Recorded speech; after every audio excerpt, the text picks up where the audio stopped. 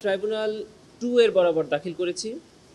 এখানে একজন আসামি, তিনি জনাব হাসানুল হক ইনু। প্রসিকিউশনের পক্ষ থেকে তার বিরুদ্ধে 8টি অভিযোগ আনা হয়েছে। এই ফর্মাল চার্জ 39 পৃষ্ঠা সম্বলিত।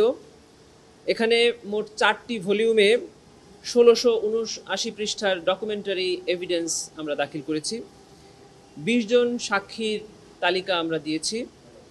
অডিও ডকুমেন্টারি 3টি এবং ভিডিও ডকুমেন্ট 6টি। এরকম একটা কম্পাইলেশন আমরা ট্রাইব্যুনালে দাখিল করেছি। আজকে ট্রাইব্যুনাল 2-এ এই ফর্মাল চার্জের উপরে শুনানি হবে।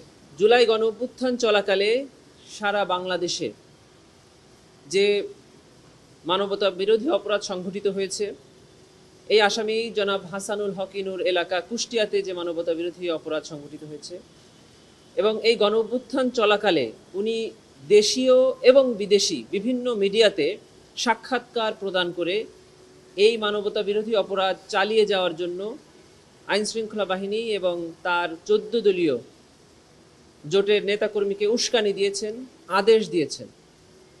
এই অভিযোগগুলো আনা হয়েছে।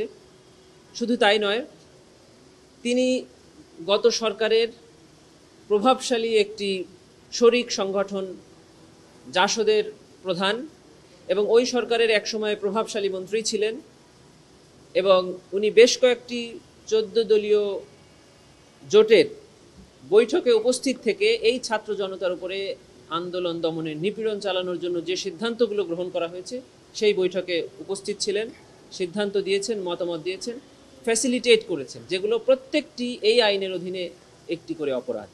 সেই সকল অভিযোগ প্রসিকিউশনের পক্ষ থেকে ট্রাইব্যুনালে দাখিল করা হয়েছে।